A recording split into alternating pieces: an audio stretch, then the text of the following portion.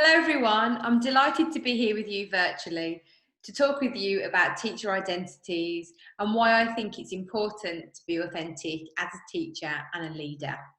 And a bit about me before we start. I graduated from Manchester Met in 2005, where I studied dance and drama. I've been teaching performing arts for the last 11 years. I'm currently head of an ASD unit at a school in Berkshire, and I'll be starting as deputy head at an alternative provision centre in September. Until about 4 years ago, I'd done very little work on diversity and inclusion in schools. I delivered probably one LGBT History Month, which was a start, but I knew that that wasn't enough. Now, assumptions are already made about the people that we work with, the people that we interact with. And I know that assumptions have already been made about me because I'm a feminine woman. Before I tell anybody about my life and how I live at home, people already have assumptions of me. So I often felt embarrassed to correct people when they've assumed that my partner, who is an engineer in the RAF, is male. I find myself apologising, saying, no, sorry, I didn't say husband. Even though I've been out at school and I'm open about my life with my colleagues and with the students, I didn't feel ready to lead on inclusion for the benefit of LGBT community, our students and our staff at our school.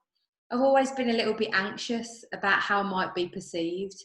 I was worried that if I shone a light on LGBT issues or be more out visibly at school, that this might be met by eye rolls or, oh, do we really need to do this, comments or attitudes from staff. Some of this was my own self-doubt, but also why would I want to put myself out there to be rejected, criticised, judged or ridiculed? So I thought back to my time at secondary school, and I thought about the types of people that taught me at that Birmingham Comprehensive School. There were lots and lots of cis, white, straight presenting men and women. I saw one black teacher in the 5 years I was at secondary school, and I can't even remember thinking if any of my teachers were from the LGBT community. Now, when I was at school in the 1990s, Section 28 of the Local Government Act prohibited the promotion of homosexuality by local authorities, and this had been in place since 1988.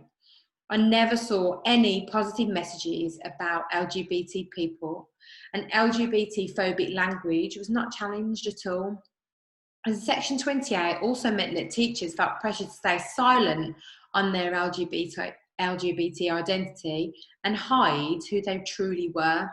And lots of people my age, especially those who are teachers, are still living with the hangover from Section 28. I knew that I did not feel the same when girls would talk about boys that they fancied. I thought one day maybe I would feel how other girls felt. Looking back, maybe if I'd have had some information about same-sex relationships, or there might have been an out lesbian teacher at school, I wouldn't have felt lost for so long. So that's where it all started for me. Not seeing yourself reflected back can be limiting and impacts on how you see yourself in the world. You don't know where you fit in. So the work I do on diversity and inclusion is for some way it's for me, for the person I was when I was at school, and for the others like me who didn't see themselves. I want to be a visible role model in my school because I might not have known it then, but that's what I needed. I talk openly about my family and our life at home. I usualise and actualise the experiences of LGBT people in my lessons, and I draw on diverse texts and themes.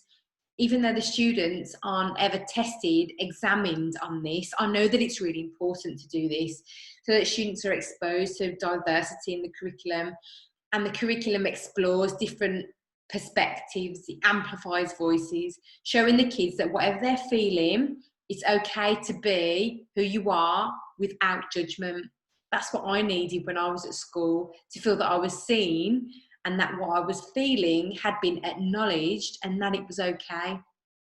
Schools decide the kind of society and the kind of world that we live in. Schools transform children into citizens of the world, and if we're not getting it right with LGBT students and staff in schools, then we won't be getting it right in society.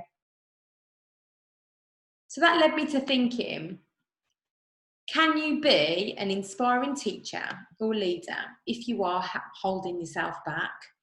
Now, I haven't ever lied about being gay as a teacher at school. However, early in my career, if someone asked, "What does your husband do?" I wouldn't rush to correct them and I'd just play along. Now, this made me feel uncomfortable because I wasn't being authentic and I was holding myself back. My actions didn't align with the message I was trying to get across for students and staff to be themselves without judgment. I work at an incredibly safe and inclusive school where staff and students are free to be themselves without fear. And being part of the leadership team, I've got a responsibility to model this to other people. And this means showing up authentically, leading with humility, and remembering that we're all vulnerable and imperfect individuals doing the best that we can.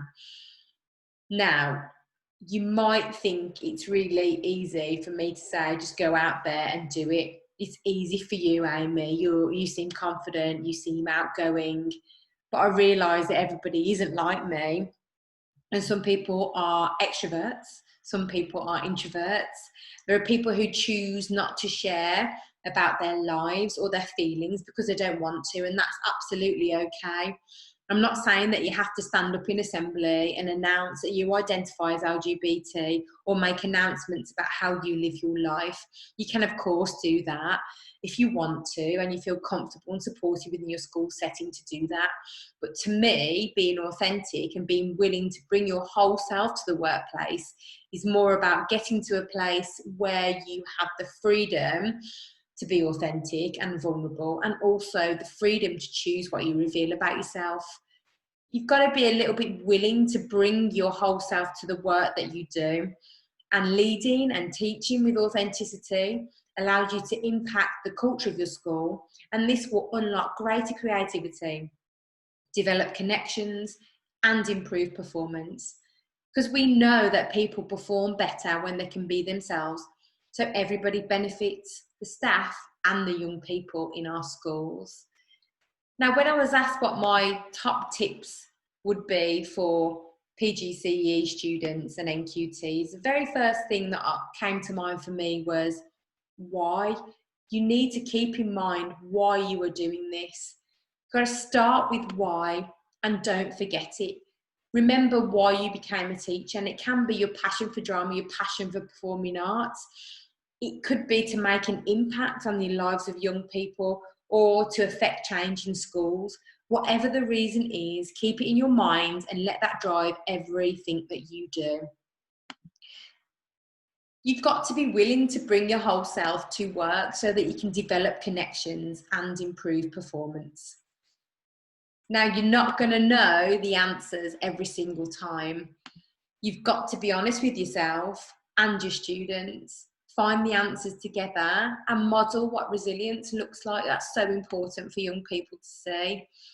Be courageous and innovative. Don't get stuck teaching the same old plays and themes. Look for something new. Now, I've just put 2 ideas what you could use in your lessons. I've put pronoun and call me Vicky, which I've explored with Key Stage 4 students and some 6th form students.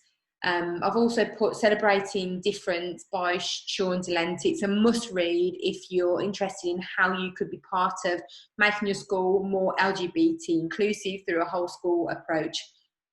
And then my final tip would be, remember that you've got a life outside those school gates. Yes, these are your first few years of teaching and you'll be keen and ambitious and you'll want to do everything and be proactive and change the world. But just take a breath, give yourself a moment, be organised so that you can enjoy your life with your friends and your time with your family. That's what's most important. I just want to leave you with my kind of final thoughts. So, I'll continue to lead in a way that models bringing your whole authentic self to work by showing the courage to do this. I will inspire my colleagues and the young people in our schools to show up, speak out and be themselves. You can connect with me on Twitter at @afergusonteach1. Thank you very much for listening. I look forward to hearing how you take what you've heard from me and use it to be the role models that we needed when we were at school. So please reach out and tell me what you're doing. Thank you.